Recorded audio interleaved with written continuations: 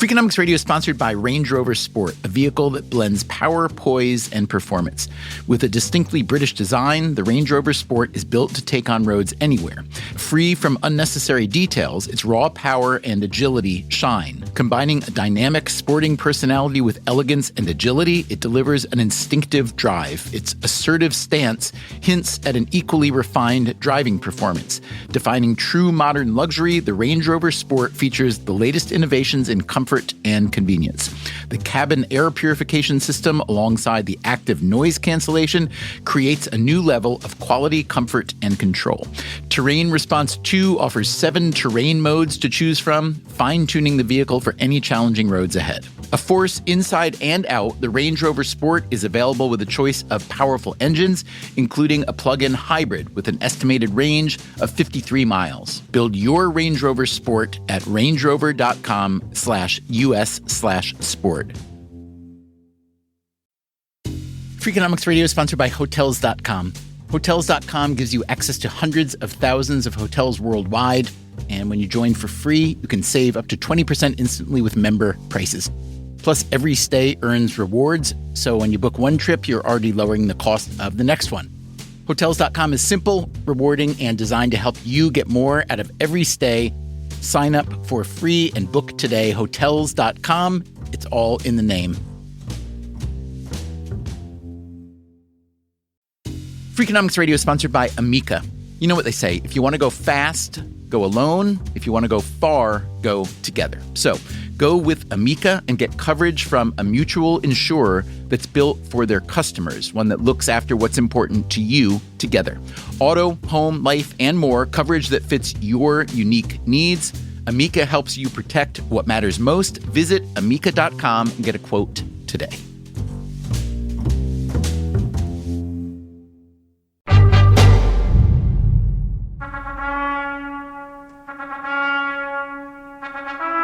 Once upon a time, there was a place that was so dynamic that it seemed as if the future had already arrived.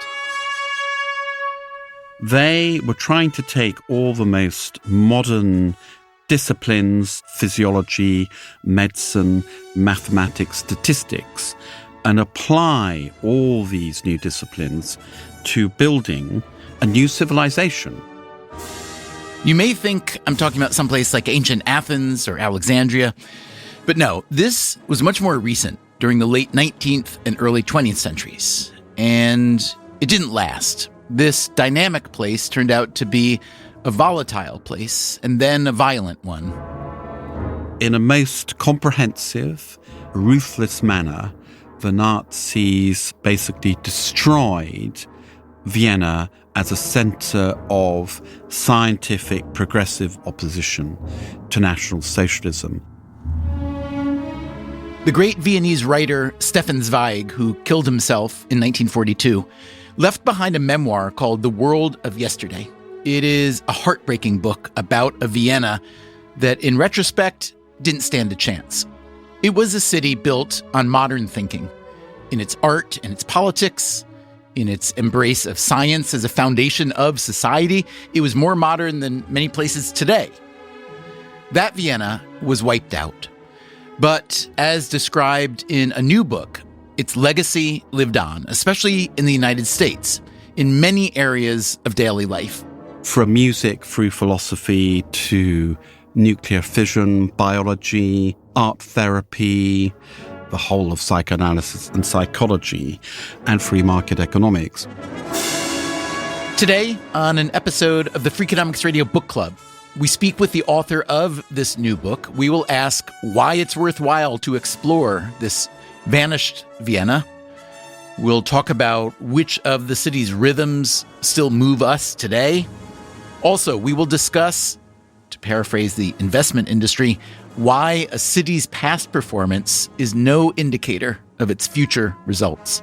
So, is this episode a celebration of lost history? Or is it a cautionary tale? Maybe it's both.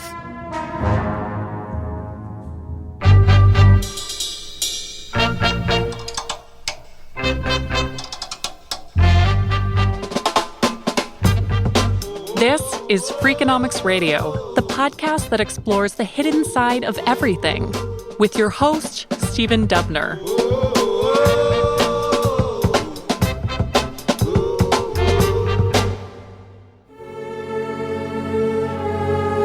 I recently visited Vienna for the first time, just for a few days. I'd always wanted to go. Some close friends of mine had parents or grandparents who were born in Vienna. They were the lucky ones, the ones who got out. Many others were killed in Nazi concentration camps. So I went to Vienna to see the sights, especially the art, but also to maybe catch a glimpse of some ghosts. The push to finally go to Vienna was provided by a new book called Vienna: How the City of Ideas Created the Modern World. It was written by Richard Cockett, an English author and senior editor at The Economist. I consider myself lucky if I read one book a year that really changes how I think about the world. In that regard, I am very lucky because the year is still young and I've already read such a book. This book is not a great read full of stories and drama. It's sort of an almanac, paragraph after paragraph, almost a roll call of people who had new ideas and tried with varying degrees of success to turn them into reality. That may sound as if it is a hopeful book. It is not. The big lesson for me, the thing that really changed my thinking, was a realization of just how fragile a society can be and how the arrival of nationalism and fascism can ruin in a short time what took generations to build. That seems like a lesson worth thinking about these days. But this wasn't even the idea that attracted me to the book in the first place. What attracted me at first was the book's basic premise, the claim that Vienna was a city of ideas that created the modern world. In making this claim, the book sprints through roughly 50 years, during which Vienna exported an astonishing pool of talent to Europe and the US. Talent in the social and physical sciences, in the arts and architecture, in marketing and design, and very much in economics. Here is Richard Cockett. The claim is as much a provocation as the claim. It grabs the reader's interest. It's worked on you. The very first line of your book in the introduction goes like this: "To hold that a European capital on the banks of the Danube lit the spark for most of Western intellectual and cultural life in the 20th century may sound like an absurdly extravagant claim." And yet, Richard, this is the flame that you choose to chase in this book. So persuade me in just a minute or two that this claim is indeed neither absurd nor extravagant. To support the claim, there are three main arguments. One is the breadth of the Viennese contribution. Other cities and other places produced outstanding achievements in certain fields, but it was the breadth of contribution that struck me about Vienna. Secondly, it was the way that all these things interlinked, and indeed all the people were interlinked. It was also the way that they thought, their intellectual disposition. This is all the economists and the philosophers and the artists and the physicians. They all basically shared the same education. People who were often called polymaths by those who met them in the West when they'd all emigrated. A huge percentage of these people all went to the University of Vienna, which was at the time, this is from the 1880s to the 1930s, was one of the most prestigious universities in Europe. It was totally different from what we now regard as a university, with all the specializations, the endless faculties, all subdivided into little bastions. The University of Vienna only had 4 faculties. It had a faculty of law, a faculty of medicine and pharmaceuticals, a faculty of theology, and it had a faculty of philosophy. So notice there, no distinction between science and arts. The whole of the natural sciences, physics, maths, was in the faculty of philosophy, as was history, languages, politics. And I think that was hugely important because to become a big Austrian intellectual, as so many of them did, the distinguishing feature is that they were able to roam over so many fields. All these Viennese thinkers, their natural disposition was to be engaged in the real world. If they were experts in statistics or in data analysis, if businesses asked them to apply those methodologies in order to sell more goods or to create more prosperity, the Viennese were extremely happy to do so. They wanted to be involved in what we would now call policy making in the public sphere. I am curious to know a bit about your career trajectory. First of all, I understand you have a PhD in history. What was your concentration? I studied history as an undergraduate at Oxford, and then I did a PhD in modern history. And then I was a senior lecturer at London University for 6-7 years. After that, I was a British Academy Fellow. I only switched to journalism when I was 38. And why did you switch to journalism? The reason I ask is that I wish it happened more. We have a lot of well-trained academics in this country, in your country, and elsewhere who have a great depth of knowledge in a particular field. They don't often end up in journalism as you did, but I think it might make journalism stronger if they did. So why'd you do it? First of all, I'd written several books very quickly, one after another, I think 4 by that time. And basically, I'd kind of exhausted my interests. I needed new horizons. I needed new subjects. I needed new material. Secondly, I must say, I was just bored in academia because, as you doubtless know, there's a lot of repetition and a lot of just repeating the same lectures and classes. You crossed over to the bright side, not the dark side. Yes, that's right. I left the dark side, went over to the bright side, and a decision which I've never regretted. If you could, just describe the process by which you came to realize that you had a book idea here in Vienna. When I was young, I got a junior fellowship at the British Academy. My subject was the history of Thatcherism and Reaganism, the intellectual roots of what I called the revival of economic liberalism, which I thought would be a kind of plain sail through various obscure British politicians and American economists. But pretty early on, I stumbled across the Austrian economists, the Viennese economists, who actually were behind the whole thing. And you hadn't known that? I had not known that. I think I was aware of the name Hayek, Friedrich von Hayek, who sort of hovered over a lot of the discourse on Thatcherism. So I'd sort of heard of a few names. I had no idea of their influence or how they'd been working for 30, 40, 50 years before Thatcher was elected in 1979 and Reagan at the end of 1980. No idea on their profound and lasting influence on the revival of free market economics. The essential insight of Hayek, which makes him, I think, alone one of the great political economists of the 20th century, he argued that in a modern economy, information was becoming so devolved that a state-run economy was logically impossible. And in as far as it was possible, it could only lead to bad outcomes, i.e., the pernicious concentration of power leading to a totalitarian state. And I think the growth of modern media, the growth of the internet, the growth of, smartphones, everything supports his argument. I think that's a fundamental insight. Wikipedia was founded by a Hayekian, and it diversified knowledge. The Encyclopedia Britannica is the old model, where a couple of men in suits could sit down and compile knowledge. Here you go, 50 volumes of knowledge. That's it, guys, from A to Z.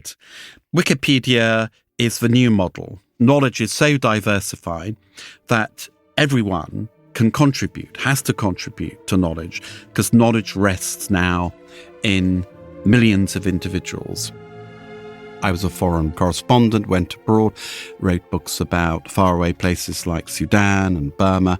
I was also writing for The Economist, mainly about business subjects, politics, etc.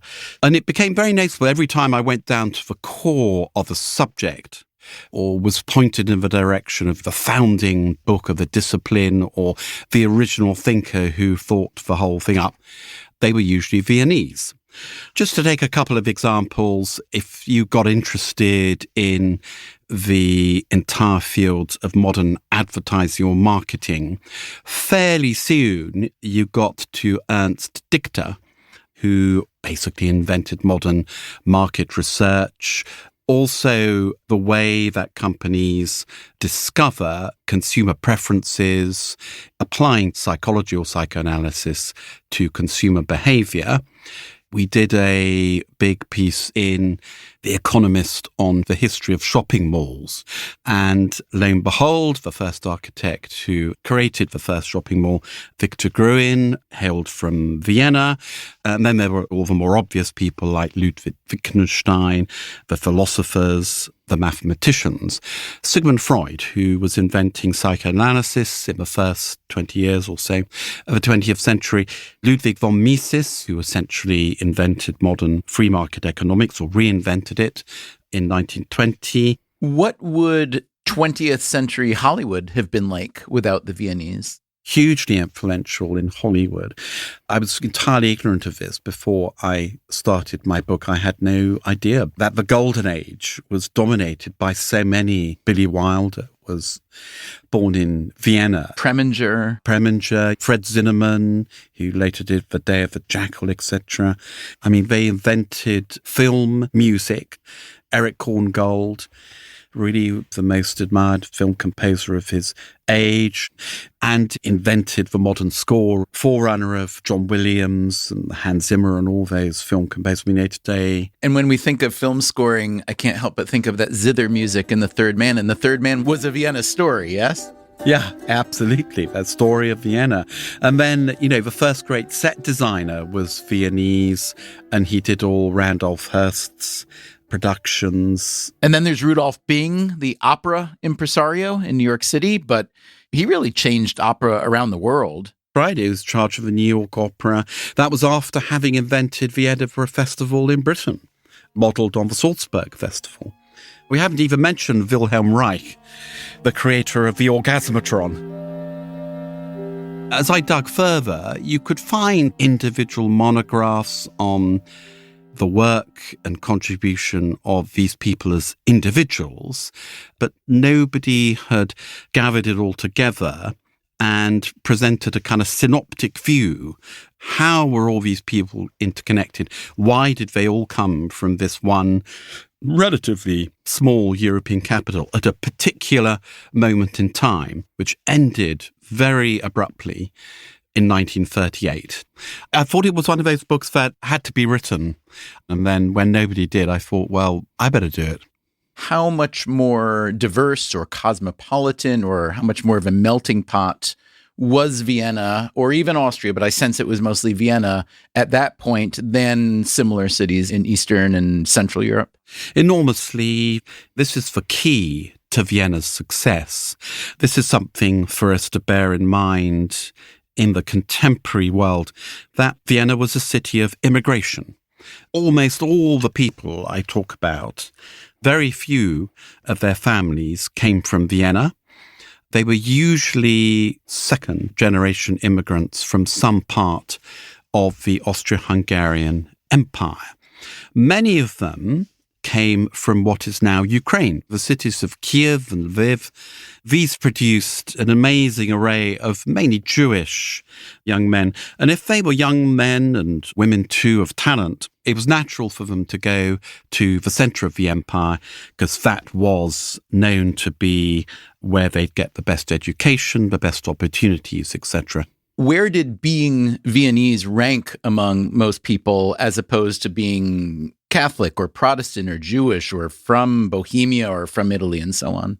In our age of identity politics, people have begun to sort of use a cookie cutter view of Vienna, saying, well, let's study the Catholics, the Jews, the women, the Bohemians, the etc. But the Viennese themselves, the people I write about, viewed themselves as Viennese, and that was exactly the virtue of the city, that for them, Vienna really was a melting pot. And what united them was the German philosophy of Bildung, By that, they meant the democracy of the intellect. That if you studied, if you were educated, if you had that intellectual disposition, then there was an equality there that allowed you to prosper in this intellectual meritocracy, regardless of whether you were a Roman Catholic, a Protestant, a Bohemian, a Jew, a woman, etc., etc.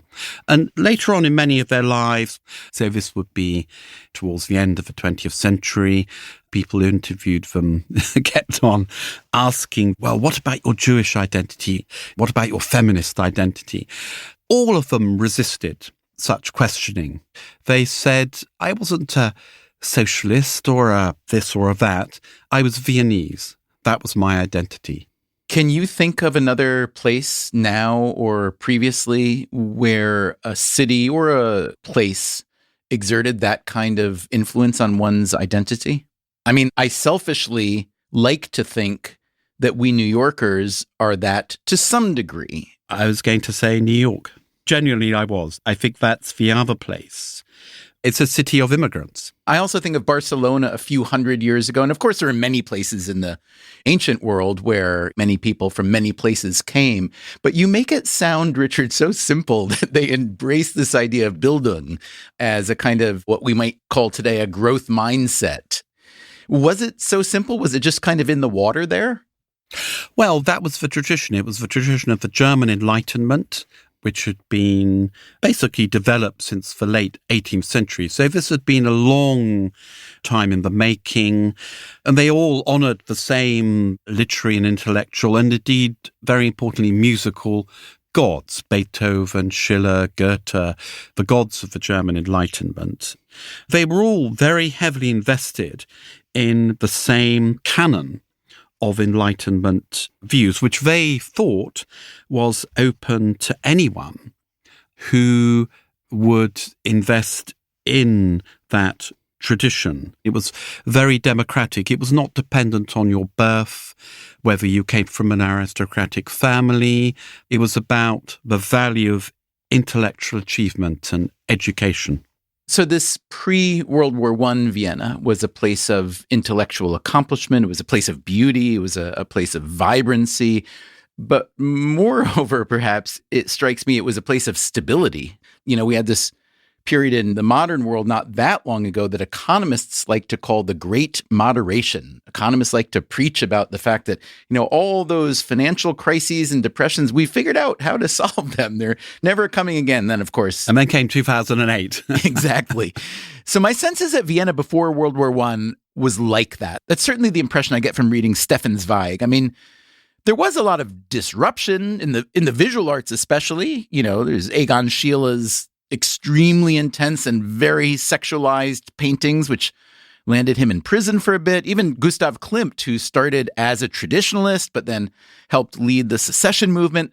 But my sense is that the broader culture and the politics and the economics of Vienna at that point seemed to be on very firm ground. Yeah, I would agree with that. There was a sense of achievement, of accomplishment, and of stability, but only to a degree. A lot of people were very aware of all the problems underneath society, the inequalities, the rise of nationalism, the rise of anti-Semitism. I haven't come to any of that yet. This is what we call Black Vienna. All that was becoming evident in the period 1900 to 1914. So the threats to liberal society were very clear. There were riots, strikes, etc., as there was throughout Europe. The omens were there for people who care to look, and quite a lot of people did look. You know, people refer to it as the Golden Age. Even more so in retrospect, this is what Stefan Zweig writes about the world of yesterday, even more so in retrospect, because, of course, post-war Vienna, 1918, was so appalling. Anything before then looked like a golden age. Here is a passage from The World of Yesterday by Stefan Zweig, which he finished just before he and his wife killed themselves in 1942. In its liberal idealism, the 19th century was honestly convinced that it was on the straight and unfailing path toward being the best of all worlds. Earlier eras, with their wars, famines, and revolts, were deprecated as times when mankind was still immature and unenlightened. I now asked Richard Cockett for a brief history lesson. What happened to Vienna before and then during the First World War? From the 1870s to 1918, it was the capital of the great Austro-Hungarian Empire reigned over by the Habsburgs and the great Franz Joseph I. Austria was defeated in the First World War and dismembered at the Treaty of Versailles, so the empire was broken up. But more importantly for Vienna itself, the empire was impoverished. When Vienna was separated from its empire, from 1918 to about 1923, it was stalked by famine. People were impoverished. They experienced the sort of hyperinflation that Weimar Germany was more famous for. So the emigration to Britain and particularly to the United States, it really starts then. People just have to get out. There are no jobs. People are bankrupted, completely wiped out. All the savings of the middle classes are gone. So there's a lot of disenchantment, anger. Okay, so that gets us to this period of history called Red Vienna. Walk us through that, Vienna between the First and Second World Wars. What were the strong political currents? Who was trying to accomplish what, and who was in opposition? Red Vienna was the moniker for Vienna during the period 1918 to 1934, when the city was ruled by a socialist city council. And the city council, the socialists were interested in trying to implement the most advanced program of democratic socialism of its time. Because what they were trying to do in Red Vienna was create what they called the neue Menschen, a new human. And the new human would be a rational worker, liberated from old-fashioned notions of monarchy, imperialism, militarism. So the new person would be a new socialist man and woman for a new era where all the peoples of the world could unite. You make it sound a little bit creepy, Richard, I have to say. Creepiness is a good word because, of course, this was very directed. They spent a lot of money on building council houses, endless clinics to improve everything from people's sex lives to maternity wards to hospitals, eradicating disease. But with a lot of rules. A lot of rules. You had to be assigned a certain time to come outside and beat your rugs, for instance. It really was the epitome of a nanny state. One of the reasons this was so important is that people like Hayek, the later Thatcherite and Reaganite economic liberals, they were living in Vienna during this time. They could see how you could improve the lives of people to a degree through this, but they also saw how restricting it could be and on how much power became invested in a very small number of socialist administrators. And when Red Vienna was applying all this science to daily life, what was happening outside of Vienna in Austria, and what was the rest of Central Europe looking like? In other words, how much of an outlier was Vienna at this moment? Vienna was a small dot in a very conservative, bordering on fascistic, nationalist, pan-German Austria, and of course, Germany itself. And what did the average fascist sympathizer or fascist think of Vienna? Vienna was the enemy. In fact, the very term Red Vienna was coined by one such nationalist conservative opponent. They regarded Red Vienna as mad, dangerous, and against all the values that they held. The rest of Austria was dominated by a very conservative, small c coalition of pan-Germans, people who wanted Austria to be united with Germany, nationalists, proto-fascists, and Roman Catholics, because the other thing, of course, was that Red Vienna was markedly Jewish.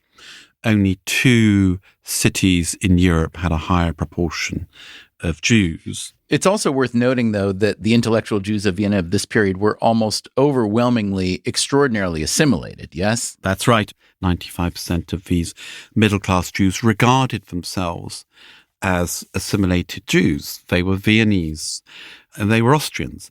The famous art historian Ernst Gombrich used to argue about this much later when people said, he used to come to him and say, we want to study the Jews of Vienna. What happened to the Jews of Vienna?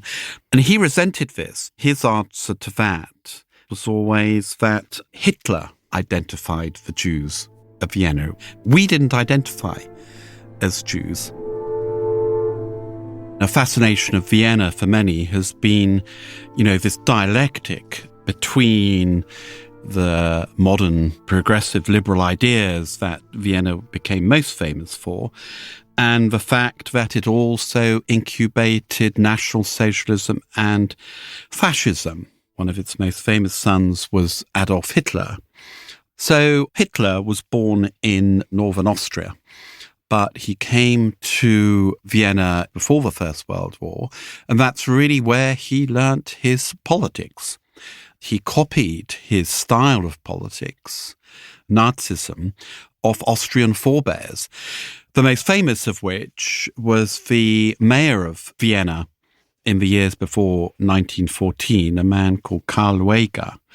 Lueger was the first European politician to mobilize anti-Semitism as a political doctrine. He realized that he could unite people around a nationalist pan-German agenda, and the glue on this would be anti-Semitism. So he whipped up antagonism towards the Jews and blamed Jews for all ills, real and imagined, in the Austro-Hungarian Empire at the time. And Hitler acknowledges his debt to Lueger in all his writings. He too was a sort of unmarried leader of the people, a populist, if you like. In 1938, through a combination of political manipulation and military power, Hitler incorporated Austria into the German Reich. This was called the Anschluss, or annexation. A popular thing to do as a tourist today in Vienna is to stand beneath the so-called Hitler balcony, the terrace of the Neue Burg, where Hitler met the Viennese public to announce his plan. Judging by the hundreds of thousands of people who turned out to greet Hitler in Vienna, the almost ecstatic reception he got, many Austrians supported the Anschluss and welcomed him back. And what was Hitler's objective for Vienna at that moment? The Nazis wanted to destroy Vienna as a center of intellectual opposition to National Socialism. So they physically destroyed many of Vienna's institutes. They locked all the Jewish non-Aryan members of these institutes out of their own institutions. Many of them fled into exile. Some were killed later in the Holocaust. And many of the Viennese intellectuals, whether they were actually Jewish or non-Jewish, it was perfectly clear which way politics was going to go after 1938. There was a stampede for the exits, basically, and everybody, if you were a liberal on the left, Jewish, non-Aryan, tried to get out as quickly as they could. Could you imagine a counterfactual had Vienna somehow held against the Anschluss? Because you write about the period of Red Vienna when the local government did rise its own army, essentially, its military corps, police. There was wealth there. There was great feeling for Vienna as a place worth defending. Was it even a little bit possible that Vienna might have somehow held? Well, Vienna was a city surrounded by Austria, and Austria as a whole, I mean, there are no opinion polls, we'll never know for certain, but the country as a whole was at the very least tolerant of the Anschluss, and a lot of the population were very pro the Anschluss.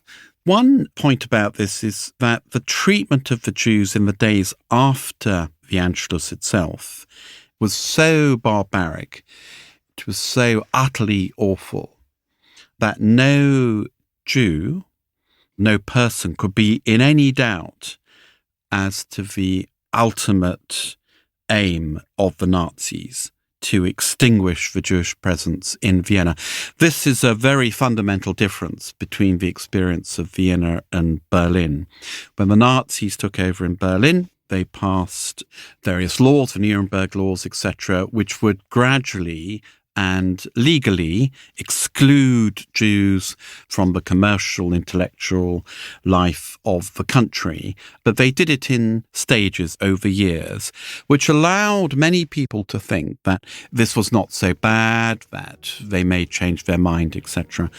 The destruction and the horrors visited upon the Viennese Jews when the Germans came in March 1938 was so bad that everyone was persuaded there was no future for Jews in Austria, so actually all of them tried to get out, which means, ironically, that there was a greater diaspora.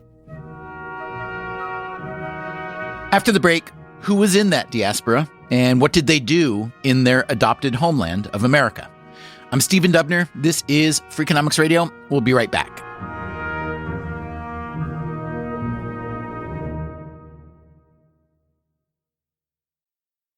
Freakonomics Radio is sponsored by Figure. Did you know that 40% of homeowners own their home outright? If that's you, don't let your equity sit idle. Tap it with a home equity line of credit. Figure, the #1 non-bank HELOC lender in the U.S., helps tap equity you've built in your home so you can do things like tackle a renovation or pay down debt.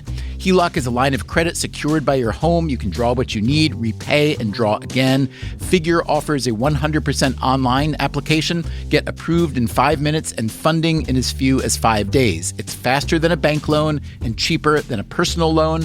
Check your rate today without impacting your credit at figure.com/Freakonomics.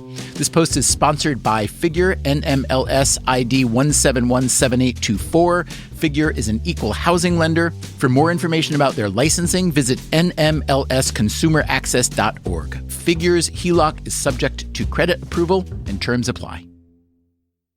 Freakonomics Radio is sponsored by Advantech. No one likes a creaky floor, and builders know that the subfloor sets the tone, which is why Advantech subflooring is engineered for strength, stiffness, and moisture resistance. Advantech products are designed to stand up to the elements and give you a bond so strong it's backed by the industry's first squeak-free guarantee. No squeaks, fewer callbacks, no problem. When the schedule is tight and performance matters, head to huberwood.com/Advantech to lay the foundation of a solid build.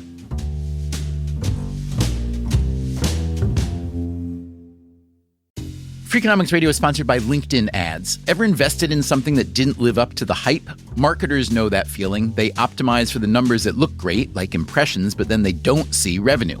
LinkedIn has a word for that: bull spend. Instead, you can get the highest ROAS of major ad networks with LinkedIn. Cut the bull spend, advertise on LinkedIn. Spend $250 and get a $250 credit. Go to linkedin.com/Freakonomics. Terms apply.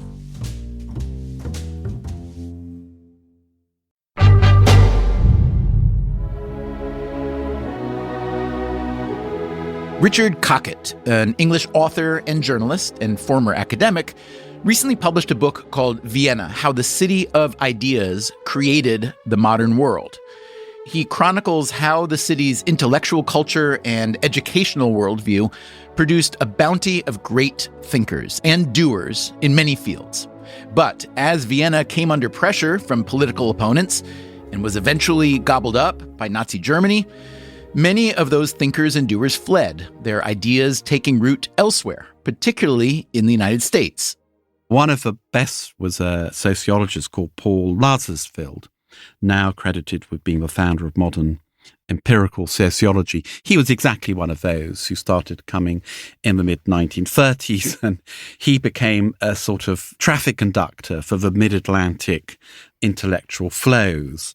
How and where did the Viennese diaspora contribute to the Allies winning World War II? The contributions to the war itself were fairly small Many of them were interned in Britain, classified as enemy aliens. They really wanted to contribute. They wanted nothing more than to fight back against the Nazis, but often found themselves frustrated. Now, in America, many of them, particularly the physicists, many of them were recruited to the American war effort and made very vital contributions. Many of them were involved in the Manhattan Project. But I argue it was really the Cold War where they came into their own, because they wrote the theoretical defense of the West against communism that sustained Western thinking through the Cold War. Several important books, above all, Karl Popper's The Open Society and Its Enemies. Friedrich Hayek's famous book, The Road to Serfdom, which described how liberal societies, if they weren't careful, could slide into totalitarianism. Joseph Schumpeter describing the virtues of capitalism as against communism and socialism at a time when many of the young were swept away by the great victories of the Soviet Union in the Second World War, were embracing communism or at least state socialism. So the Austrians were absolutely vital in coming to the defense of liberal capitalism at a time when that was deeply unfashionable. There was also a deep foundational understanding of psychology that seems as though it worked its way into everything the Viennese diaspora did, from architecture to marketing to economics even. Yes, I mean, Vienna was the birthplace of psychoanalysis, and this bore very heavily on this generation. Many of these Viennese who came over to America, they were soaked in the new disciplines. The most obvious person that represents this was the architect Richard Neutra from Vienna, and he combined modernism with the lifestyle of California and the materials of California.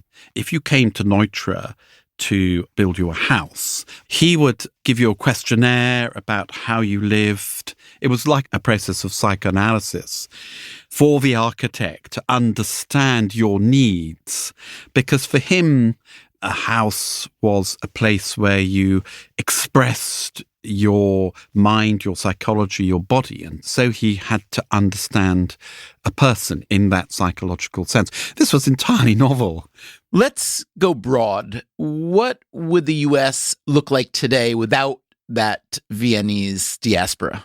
America probably would have looked quite different, because the Viennese brought certain specific disciplines and are applying it to lots of subjects, lots of walks of real life that nobody had ever thought of applying it to before. They really did profoundly change the way that business, the whole of business, went about its work by thinking about products, how you package goods, how you sell your goods. They redesigned shop fronts. They invented the modern advertising industry. They invented focus groups. They invented the shopping mall. They were, invested in and inventing pretty well every aspect of modern consumer culture. A lot of things on that list, Richard, I could imagine many listeners saying, I could live without that or with less of that. In other words, consumer culture, yes, it's easy to make the argument that it's gone too far. What's your position there? Vince Packard did a famous book on this called The Hidden Persuaders, arguing that the Viennese, with all their new-fangled psychological methods, etc., were manipulating you into buying stuff that you didn't really need. Or believing things that weren't necessarily in your best interest. Exactly. Or for the purposes of wicked capitalism, to increase other people's profit margins. He addresses this and he says that in the end, what they're doing is giving you the choice. You can pay attention to all this, or you don't have to. True enough, but as we've seen in the last, let's say, 15 years especially, whether it's news or gossip delivered digitally or just online communities or games, there is a level of what some people call addiction. So is it possible that the Viennese were just too good at teaching us how to get people hooked? the last of this generation died in the mid-1990s, so who knows what they would have said about today's addictions to social media, etc. I'm sure they would have been deeply involved in the psychology of this, but as distinct from their reputation, many of them were advocates of a state that would regulate industries. They were not usually in favour of a free-for-all in letting industry do what it wanted, etc.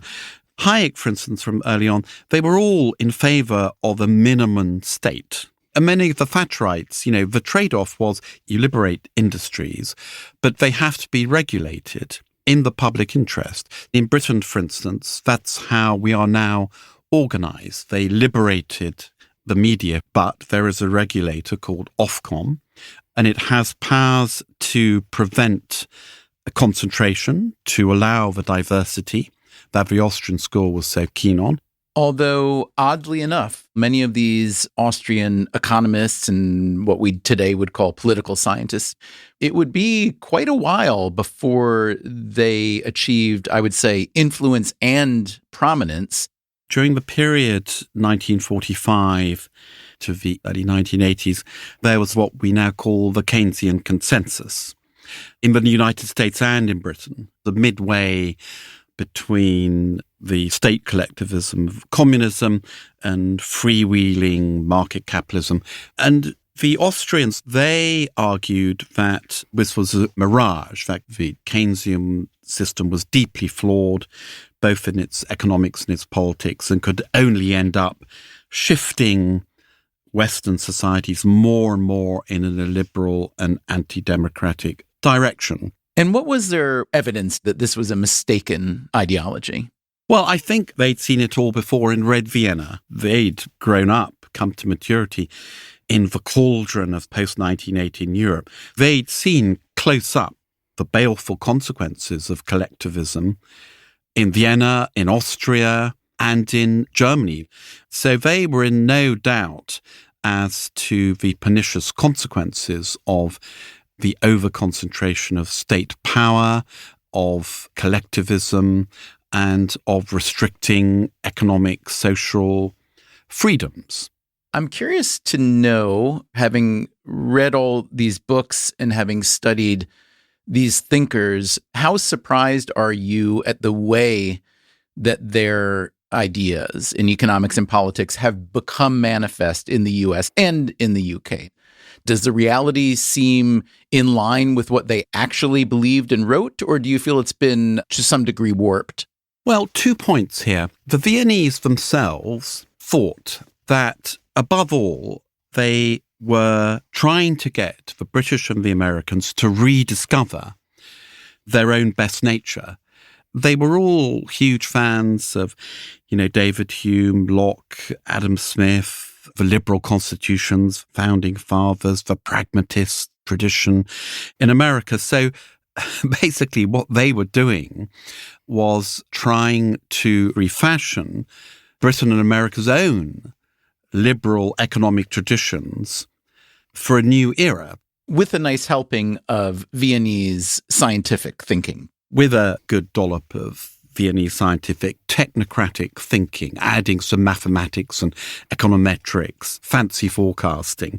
The more perceptive critics of, say, Hayek's The Road to Serfdom when it first came out, I think the New York Times, the reviewer, said all the way back in 1945, it's extraordinary that it takes a Central European professor, Hayek, to tell his Anglo-Saxon audience what our best traditions are. But that is the truth. And that's why so many Viennese felt very at home in Britain particularly, and also America, because they thoroughly admired the British and American constitutions, constitutional government, the rule of law. And whereas many post-war radicals wanted to tear this all down and create new socialist societies, the Austrians, their main argument was that these societies were bastions of freedom and should be protected. I'm Stephen Dubner. This is Freakonomics Radio. We will be right back to finish up with Richard Cockett, the author of Vienna, How the City of Ideas Created the Modern World.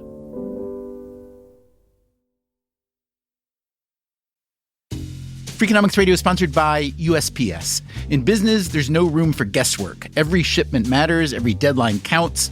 That's why reliability is at the core of USPS Ground Advantage. Each package moves through a secure nationwide network tracked from dock to door with affordable upfront pricing and delivery you can depend on. Because knowing your logistics are handled lets you focus on everything else. Visit USPS.com/Ground Advantage to start shipping with confidence. USPS Ground Advantage. We mean business.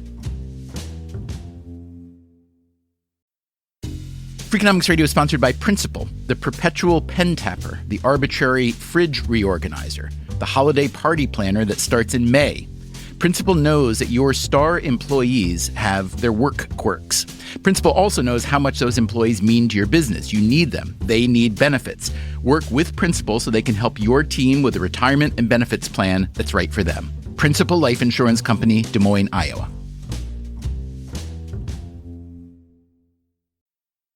Freakonomics Radio is sponsored by PNC Bank. Boring, great word, bad rep. Yet time and time again here at Freakonomics, we find that when something culture-changing happens, boring things like calculations and careful planning are usually behind it. Which begs the question, why not apply it to other aspects of life, like banking, for example? Well, PNC Bank did since its inception, proving time and again that the best banking strategy isn't the exciting type, but the steady, reliable, definitely not YOLO type. PNC Bank, brilliantly boring since 1865. Brilliantly boring since 1865 is a registered mark of the PNC Financial Services Group, Inc. PNC Bank, National Association, member FDIC.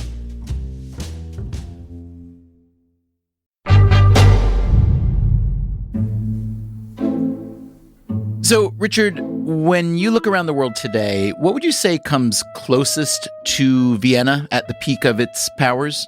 California, Silicon Valley, San Francisco. That, in many ways, is a similar concentration. It draws in people from all over the world. There's a similar multi-ethnic, multicultural dynamism to the place and a creativity there, and an application of science, of maths, of pure thought and ideas to everyday devices, which I think echoes Vienna. Before Vienna, I'd say Medici Florence would have been very similar in the Renaissance. And, you know, everyone coming to London or Manchester in the 1840s, the cradles of modern capitalism. So you get these sparks, don't you? These cities which exist for a little while.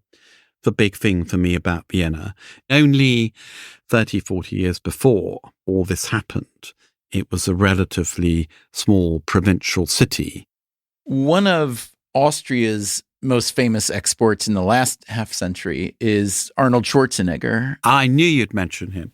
I'm really curious, partly because my colleague, my co-author Steve Levitt, interviewed him on his podcast, and I found it really interesting. And I never would have thought about Schwarzenegger as having anything to do with the intellectual foment of Vienna. But in retrospect, I think that there is something about him that is deeply, deeply, deeply... Absolutely. I mean, his commentaries on the Trump era, they are all completely steeped in this history we've been discussing. At the storming of the Capitol on January the 6th, 2020, he says directly, look, I was brought up in a state reeling from a National Socialist era where laws were trampled on, democracy was overthrown, etc. I have seen this. You have to realize how precious this is. You know, don't let it happen here. A theme he returns to frequently. And his strand of republicanism, he was Republican governor of California, it's all steeped with that social liberalism of progressive Vienna. He is the very essence of a person shaped by what happened to Austria, what happened in Vienna, and then coming to the new world. And of course, usefully, he never dropped the accent. So he's never been able to disguise the fact that he actually does come from Austria. Richard, let me conclude by asking you maybe the most cliched question I could, but when you look back at this, you know, a little over 100 years of history to this peak Vienna period, the destruction, the unbelievable diaspora, the unbelievably influential diaspora, especially in the United States. What do you think are the key lessons to be learned? It won't surprise you, I spent many years cogitating upon this. I'm glad you did. Don't be afraid of immigration. Immigration drives creativity. Vienna is a very good example of the virtues of different people coming together. But there's a second thing, which I think is very important, which I learned from all this. It's how the Viennese, the progressives, the liberals, all these great creative thinkers didn't notice the rise of National Socialism. They just somehow couldn't imagine it. If you want to protect this sort of culture, you have to be strong in your will to protect it. It doesn't happen naturally. It doesn't continue naturally. You have to be radical in your commitment to protecting it, that this rich mixture of Vienna was destroyed by the Viennese themselves, by the forces opposing this cosmopolitan ethnic mix within the city itself, in a most terrifying and appalling way. We have, Popper Freud and Hitler and Eichmann living in the same city. And it's easy to see in retrospect who won in Vienna. The other thing I would say, the other lesson, is the intellectual environment that they created in Vienna. And I come back to what we were talking about before in terms of the universities and in terms of exposing the universities to a wider culture. That was very, very important for them. And that's something I think that universities today really struggle with. I mean, it was extraordinary. You could see that when those three heads of the universities came up to Congress. Wow, they've just collided with the real world. And there was a utter disconnect. Are you serious, you three? You can't see that you have to protect people on your campuses from this hate speech and genocide speech. And at the same time, the heads of those universities were just saying, free speech, we have to be careful, depends on the context.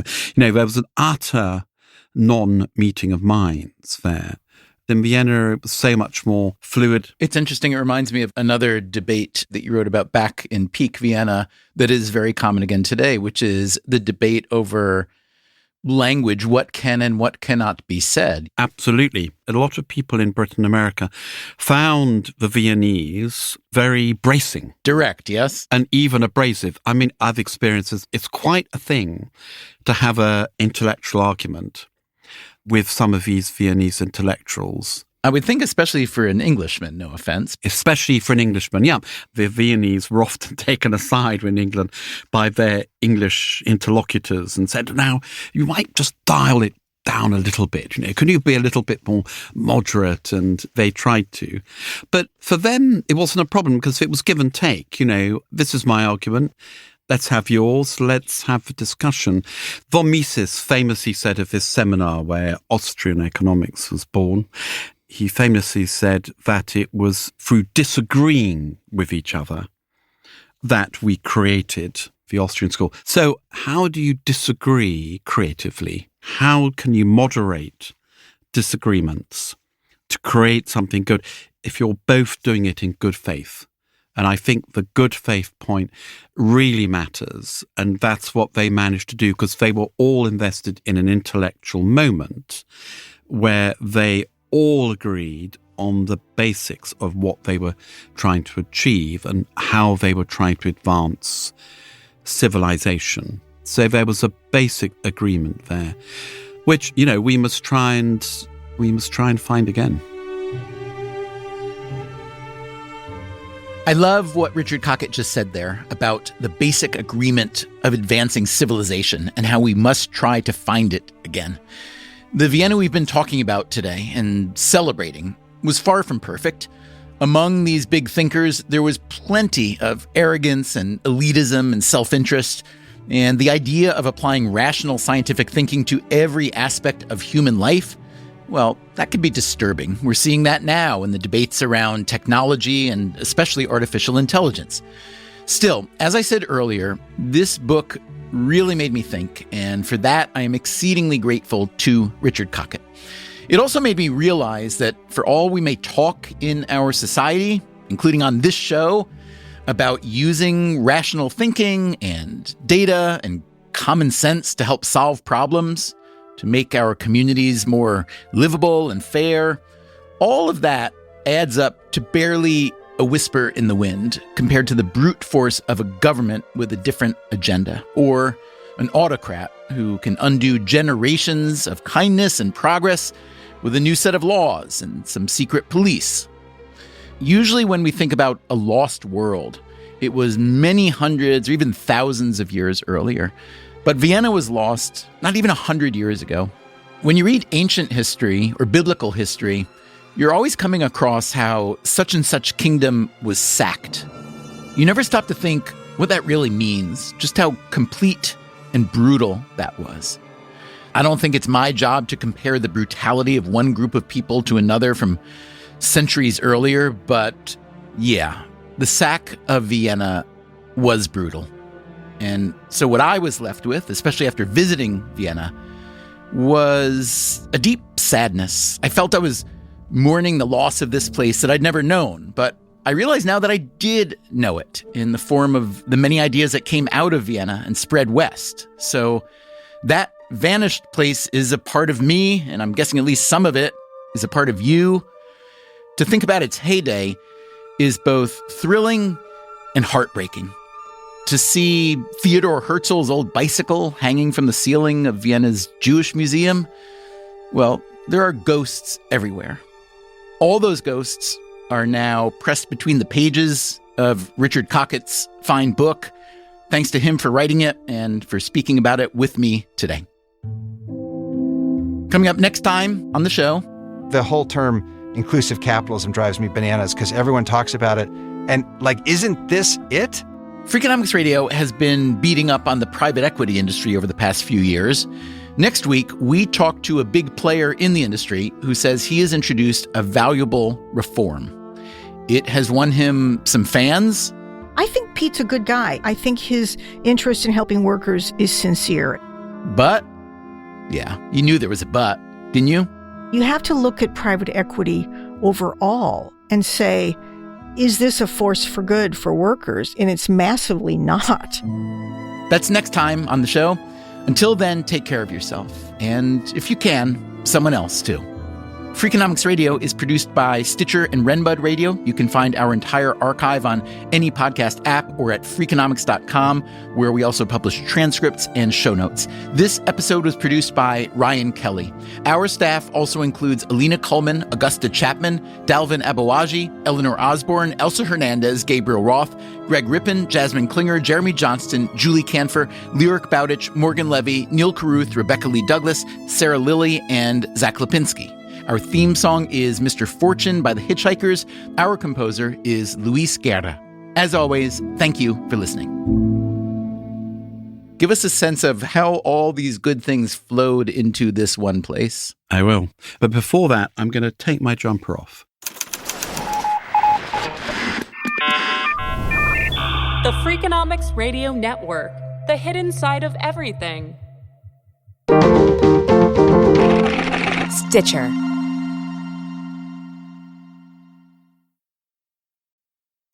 Freakonomics Radio is sponsored by Ozempic. Innovation happens through rethinking what's possible, and when it comes to GLP-1s, Ozempic pill does just that.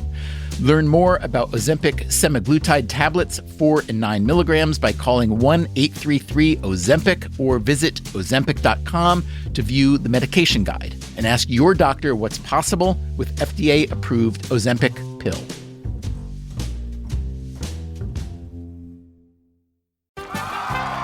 Welcome back to Should I See a Doctor? Contestant, you're camping when a rash appears on your leg. Do you A, ignore it, B, frantically search the internet, or C, use telehealth through Walmart? Telehealth through Walmart? Who knew? Oh, I'm going to say C, Walmart. Correct. Walmart can connect you with 24/7 virtual medical care. You genius, you. Well, I can fold a fitted sheet. Walmart! Who knew? Telehealth services offered by third-party providers. Restrictions and fees may apply. Nothing beats tradition, like weekly game nights at Mom's house. And Tostitos, crafted with masa made the traditional way, starting with whole corn kernels, with flavors worth gathering around, like a hint of lime and Mexican street corn, and no artificial colors, flavors, or preservatives. That's the Tostitos way. Bring Tostitos to your next game night, and you'll be winning either way. Tostitos, tradition matters.